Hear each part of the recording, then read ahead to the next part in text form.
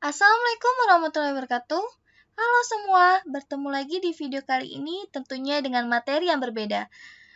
Video kali ini kita akan membahas mengenai marketing mix, khususnya untuk kelas 10 bisnis daring dan pemasaran. Untuk kompetensi yang kita akan bahas yaitu menerapkan strategi bauran pemasaran atau marketing mix dan melakukan strategi bauran pemasaran atau marketing mix.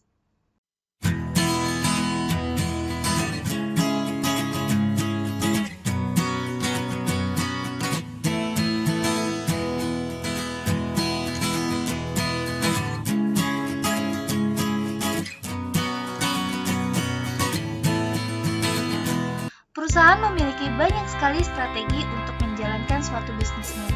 Dan tanpa strategi yang satu ini, perusahaan tidak akan berjalan dengan maksimal.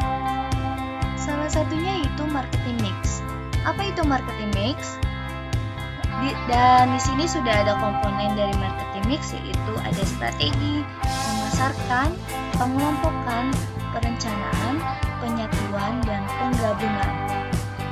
Beberapa kelompok ini digabungkan atau dapat disimpulkan menjadi suatu perangkat yang mampu memberikan kepuasan kepada konsumen dengan cara menggabungkan beberapa elemen di dalam bauran pemasaran, sehingga dapat mempengaruhi keputusan pembelian yang akan dilakukan oleh konsumen. Dan komponen dari marketing mix yaitu ada 4P, yaitu product, price, promotion, dan place. Kita akan bahas satu persatu. Dan yang pertama kita akan membahas mengenai produk. Suatu yang dihasilkan dari proses produksi, baik itu barang maupun jasa, yang dapat diperjualbelikan di suatu pasar. Dan hal tersebut tidak menutup kemungkinan akan terjadinya rasa kepuasan konsumen. Rasa kepuasan konsumen terdiri dari beberapa karakteristik produk, yaitu manfaat dari beberapa produk yang diterima oleh konsumen. Yang kedua ada desainnya, atribut. Atribut ini terdiri dari kualitas, fitur, kemasan, dan mereknya. Otomatis tidak langsung mengikuti dengan branding. Dan yang terakhir dari karakteristik produk yaitu produk yang disempurnakan dari waktu ke waktu. Dengan kata lain, kualitasnya semakin hari semakin meningkat. P yang kedua yaitu price atau harga. Jumlah uang yang harus dibayarkan oleh konsumen untuk mendapatkan suatu produk. Perusahaan tentu harus menetapkan atau menentukan harga sebelum dipasarkan. Salah satunya yaitu yang pertama, cost-based pricing, harga berdasarkan biaya. Hal tersebut mengacu pada ongkos biaya kirimnya, dimulai dari bahan baku sampai bahan jadi.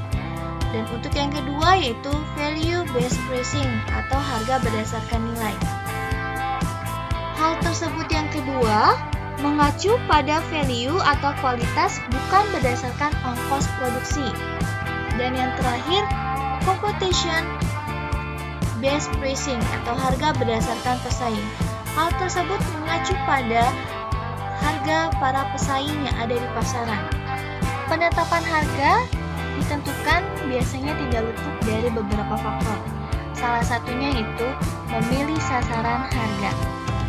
Di materi sebelumnya sudah pernah kita bahas mengenai segmentasi, di mana perusahaan harus terlebih dahulu menentukan segmentasi atau sasaran yang dituju. Untuk faktor yang selanjutnya, menentukan permintaan. Menentukan permintaan mengacu pada permintaan barang, di mana semakin banyaknya permintaan, maka semakin naik harga yang ditentukan oleh perusahaan. Dan faktor yang terakhir, memperkirakan biaya.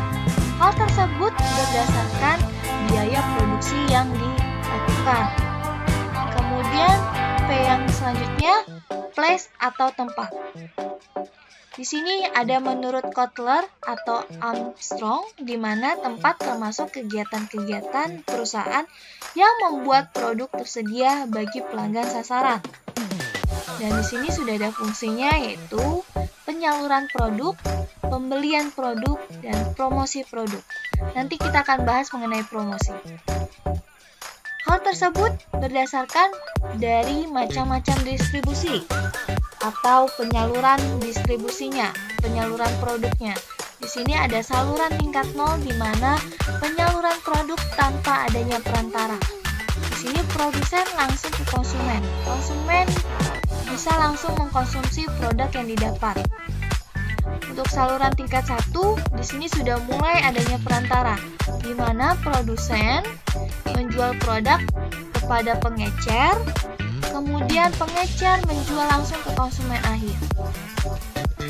Untuk saluran tingkat 2, di sini sudah mulai banyak perantara, di mana produsen menjual kepada pedagang besar, lalu menjual ke pengecer, dan yang terakhir menjual ke konsumen akhir. Pedagang besar seperti Tanah Abang, kemudian Kebayoran, dan lain sebagainya. Pengecer ke beberapa agen di wilayah masing-masing.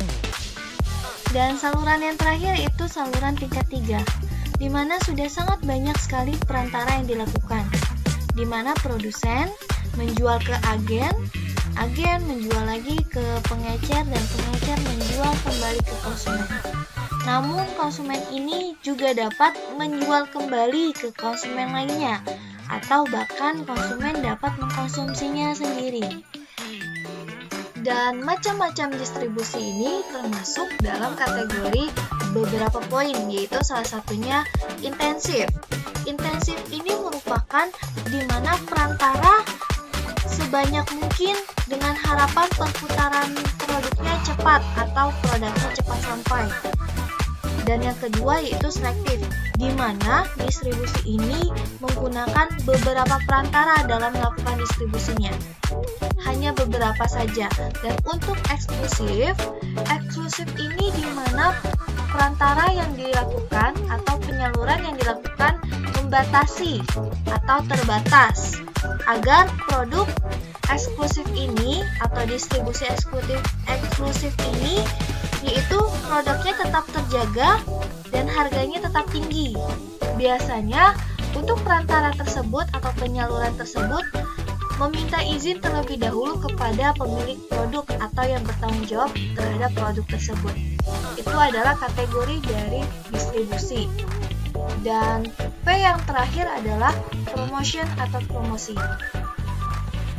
Promosi merupakan salah satu variabel marketing mix yang sangat penting dilakukan untuk membuka pangsa pasar yang baru atau memperluas jaringan pemasaran. Tujuannya adalah menarik konsumen baru, yang kedua mengkomunikasikan produk baru, dan yang terakhir meningkatkan jumlah konsumen. Di sini sudah ada variabel promosi, yaitu ada advertising atau periklanan, personal selling, sales promotion, dan public relation. Untuk advertising atau periklanan yaitu di mana komunikasi non-individu, berarti perusahaan ya, dengan sejumlah biaya melalui berbagai media yang dilakukan oleh perusahaan. Jadi komunikasi non-individu atau perusahaan dengan menggunakan sejumlah biaya yang dikeluarkan. Kemudian yang personal selling adalah interaksi antara individu saling bertatap muka yang bertujuan untuk menciptakan atau memperbaiki dan mensukseskan hubungan dengan pelanggan. Untuk sales promotion yaitu kegiatan promosi di luar periklanan, yaitu contohnya personal selling, pameran atau peragaan dari produk tersebut. Itu disebut sales promotion. Dan yang terakhirnya adalah public relation. Public relation bertujuan untuk membangun hubungan baik dengan publik atau masyarakat yang terkait untuk memperoleh dukungan atau membangun citra perusahaan. Jadi, perusahaan ini tidak hanya menjual produk, akan tetapi juga menjalin hubungan yang baik terhadap publik atau customer guna untuk mendukung atau membangun citra perusahaan yang baik. Itu adalah variabel dari promosi. Dan Dan di sini ada pelaksanaan dari bauran pemasaran. Di sini ada 4 poin. Yang pertama, marketing mix harus seimbang. Yang kedua, tidak boleh statis. Yang ketiga, tidak boleh meniru. Dan yang terakhir, bertujuan jangka panjang. Strategi ini bertujuan untuk jangka panjang, tidak hanya setahun 2 tahun, tapi 5 tahun atau bahkan 50 tahun, 100 tahun, dan seterusnya. Itu adalah bahasan mengenai marketing mix.